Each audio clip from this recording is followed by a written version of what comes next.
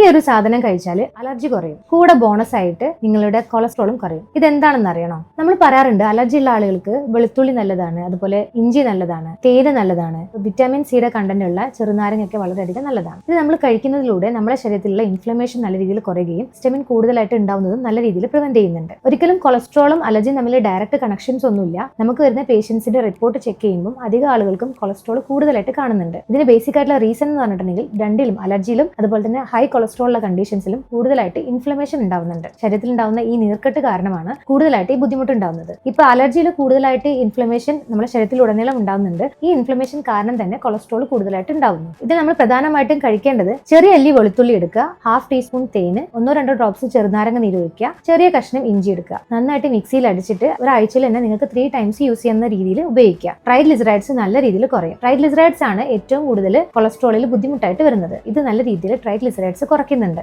ഇത് കഴിക്കുമ്പോൾ തന്നെ നമ്മൾ അലർജിയുടെ ബുദ്ധിമുട്ടുകൾ കുറയുന്നുണ്ട്, അതോടൊപ്പം തന്നെ കൊളസ്ട്രോളും കുറയുന്നു. നിങ്ങൾ അതോടൊപ്പം ശ്രദ്ധിക്കേണ്ട കാര്യങ്ങൾ, ജീവിതശൈലി രോഗങ്ങളിൽ പെട്ടതാണ് കൊളസ്ട്രോൾ ഒക്കെ. ജീവിതശൈലികൾ തീർച്ചയായിട്ടും മാറ്റേണ്ടതുണ്ട്. ഡെയിലി എക്സസൈസ് ചെയ്യുക, നല്ല രീതിയിൽ ഉറങ്ങുക, അതുപോലെ തന്നെ എന്തുകൊണ്ട് ഇത് കൊളസ്ട്രോൾ കൂടുന്നു എന്നുള്ളത് കണ്ടെത്തിയിട്ട് അതിനുള്ള ട്രീറ്റ്മെന്റ് എടുക്കുക. അലർജി കൂടുതലുള്ള ഒരാളാണെങ്കിൽ അലർജിയോടൊപ്പം തന്നെ കൊളസ്ട്രോളിനും ട്രീറ്റ്മെന്റ് ചെയ്യേണ്ടതുണ്ട്. ചില ആളുകൾ ഫാറ്റി ലിവർ ഉണ്ടാവും, അല്ലെങ്കിൽ അതോടൊപ്പം തന്നെ തൈറോയിഡിന്റെ കംപ്ലയിൻസ് ഉണ്ടാവും. അങ്ങനെ പല കാരണങ്ങൾ കൊണ്ട് കൊളസ്ട്രോൾ കൂടുതലായിട്ട് ഉണ്ടാവാറുണ്ട്. കാരണം മെറ്റബോളിസം മൊത്തത്തിൽ അവിടെ ഇറഗുലർ ആവുന്നുണ്ട്. നമ്മൾ ബേസിക് ആയിട്ടുള്ള കാരണം കണ്ടെത്തിയിട്ട് അത് ട്രീറ്റ് ചെയ്യാണ് വേണ്ടത്. എന്നാൽ മാത്രമേ നമുക്കിത് നല്ല രീതിയിൽ കൺട്രോൾ ചെയ്യാൻ പറ്റുള്ളൂ. നിങ്ങൾക്ക് ഇതുപോലെ തന്നെ അലർജിയോടൊപ്പം കൊളസ്ട്രോൾ കൂടുതലായിട്ടുണ്ടോ? എന്നാൽ താഴെ കമന്റ് ചെയ്യൂ.